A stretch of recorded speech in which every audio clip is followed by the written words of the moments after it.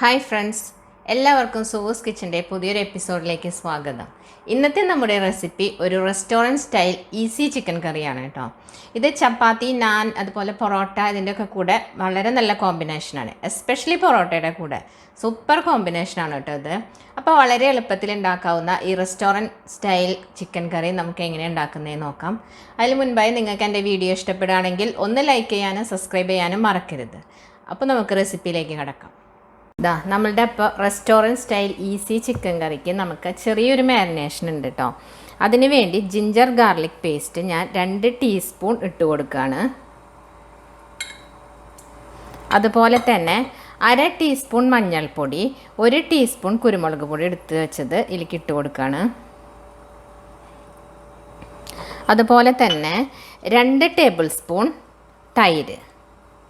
ഇതിന് പകരം നിങ്ങൾക്ക് വേണമെങ്കിൽ ലൈം ജ്യൂസ് ഉപയോഗിക്കാം കേട്ടോ. 1 നാരങ്ങയുടെ നീര് ഉപയോഗിക്കാം. ആവശ്യത്തിനുള്ള ഉപ്പ്. ഇത് നന്നായിട്ട് ഇതിനായിട്ട് മിക്സ് ചെയ്ത് വെക്കാം നമുക്ക്. നമ്മൾ ചിക്കൻ നന്നായിട്ട് മാരിനേറ്റ് ചെയ്തിട്ടുണ്ട്. ഇതിങ്ങനെ ഒരു 30 മിനിറ്റ്സ് ഇരിക്കട്ടെ കേട്ടോ. എന്നിട്ട് നമുക്ക് ഇതിൻ്റെ ബാക്കി മസാലകൾക്ക് എന്താ ചെയ്യേണ്ടതെന്നുള്ളത് നോക്കാം. ഇപ്പോൾ നമ്മൾ 30 മിനിറ്റ്സ് ഇവിടെ കഴിഞ്ഞിട്ടുണ്ട്. അപ്പോൾ ഞാൻ ഈ ചിക്കനിലേക്ക് വേണ്ട മസാലയ്ക്കുള്ള സാധനങ്ങളെല്ലാം ഇവിടെ ആക്കി വെച്ചിട്ടുണ്ട്. ഇത് 4 സവോള, ഒരു മീഡിയം ടൈപ്പ് സവോളയാണ് കേട്ടോ. 4 സവോള ചെറുതായിട്ട് അരിഞ്ഞ് വെച്ചിട്ടുണ്ട്. അതുപോലെ ഒരു 6 അല്ലി വെളുത്തുള്ളിയും, ഒരു മീഡിയം സൈസിലുള്ള ഇഞ്ചി, അതുപോലെ 2 പച്ചമുളക് ചതച്ച് വെച്ചിട്ടുണ്ട്. ആദ്യം തന്നെ നമുക്ക് പാനിലേക്ക് എണ്ണ ഒഴിച്ച് ഈ സവോള ഒന്ന് ആദ്യം വാട്ടിയെടുക്കാം.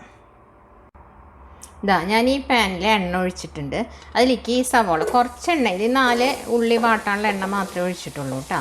അതിലേക്ക് ഈ സവോള ഇട്ട് കൊടുക്കാം. സവോള വാട്ടുന്ന സമയം കൊണ്ട് ഞാനിവിടെ ഒരു മസാല നമുക്ക് അരച്ചെടുക്കാണ്ട്. ഇത് 2 മീഡിയം ടൈപ്പ് തക്കാളി അരിഞ്ഞു വെച്ചതാണ്. ഇതിനോടൊപ്പം ഒരു പിടി മല്ലിയില അത് ഇട്ട് കൊടുക്കാം. അതുപോലെ തന്നെ 15 കാഷ്യൂനട്ട് ഞാനിവിടെ വെള്ളത്തിലിട്ട് വെച്ചിട്ടുണ്ട്. അതിൻ്റെ വെള്ളം അടക്കം ഒഴിച്ചു കൊടുക്കാം കേട്ടോ നമുക്ക്. പിന്നെ 1 ടീസ്പൂൺ പെരിഞ്ജീരകത്തിൻ്റെ പൊടിയല്ല പെരിഞ്ജീരകം, അതും കൂടി ഇട്ട് കൊടുക്കാം. ഇത് നന്നായിട്ട് നല്ല സ്മൂത്തായിട്ട് നമുക്ക് അരച്ചെടുക്കാം.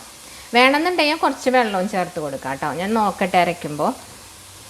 ഞാനത് അരച്ചെടുത്തിട്ടുണ്ട്. ഞാൻ ഒട്ടും തന്നെ വെള്ളം ചേർത്തിട്ടില്ല കേട്ടോ. ആ തക്കാളിയുടെ വെള്ളത്തിൽ നിന്ന് തന്നെയാണ് അത് അരഞ്ഞെടുത്തത്. അപ്പോൾ ഇതിലേക്ക് ഒഴിച്ച് വയ്ക്കാം. ഇനി നമുക്ക് ഉള്ളിയൊക്കെ മൂത്തതിന് ശേഷം വേണം ഇത് ചേർത്ത് കൊടുക്കാനായിട്ട്. നമ്മൾ ഉള്ളി ഒരു ട്രാൻസ്പാരൻറ്റ് രീതിയിലേക്ക് ആയിട്ടുണ്ട്. ഈ സമയത്ത് നമ്മൾ ചതച്ച് വെച്ചിട്ടുള്ള ജിഞ്ചർ ഗാർലിക് അതുപോലെ ഗ്രീൻ ചില്ലി ഉണ്ടല്ലോ, അത് 3 കൂടി ചതച്ചത് ഇതിലേക്ക് ഇട്ട് കൊടുക്കാം. ഇതും ഇതിൻ്റെ കൂടെ കിടന്ന് ഇനി നന്നായിട്ടൊന്ന് മൂത്ത് വരട്ടെ കേട്ടോ. എന്നിട്ട് അടുത്ത പൊടികൾ ചേർത്ത് കൊടുക്കാം. നമ്മുടെ ഇഞ്ചിയും വെളുത്തുള്ളിയൊക്കെ മൂത്ത് നല്ല മണം വരുന്നുണ്ട് കേട്ടോ ഇവിടെ. ഉള്ളി ഇപ്പം ഒരു ചുമന്ന കളറിലേക്ക് മാറിക്കൊണ്ടിരിക്കുന്ന, നല്ല ചുമപ്പായിട്ടില്ല. ഈ സമയത്ത് നമുക്ക് പൊടികൾ ഇട്ട് കൊടുക്കാം.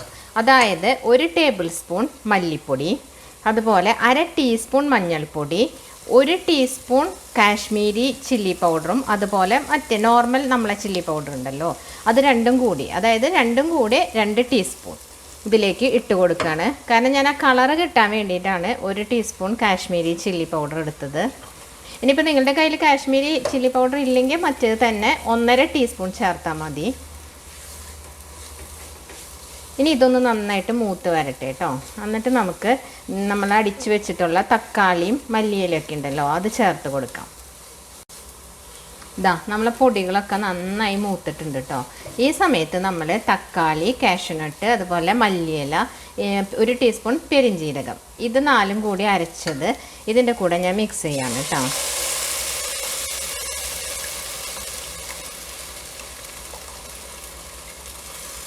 ഇനി ഇതൊന്ന് നന്നായിട്ട് വഴറ്റിയെടുക്കണം.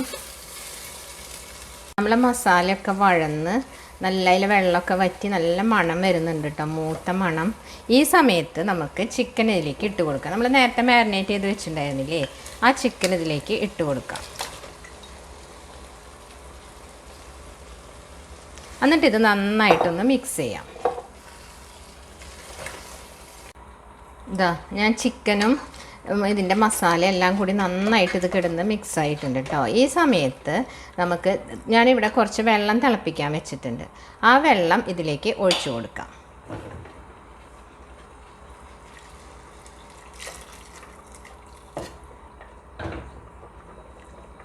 ഇനി ഈ ചിക്കൻ ഇതിൽ കിടന്ന് നന്നായിട്ട് വേവട്ടെ. നമുക്ക് മൂടി വെക്കാതെ എന്നിട്ട് ഇത് കിടന്നിട്ട് ഇതിൽ വേവട്ടെ. എന്നിട്ട് നമുക്ക് ഇതിൻ്റെ വെള്ളം വറ്റിച്ച് എടുക്കാം. നമ്മൾ ചിക്കൻ കറി എന്തായാലും നമുക്ക് നോക്കാം.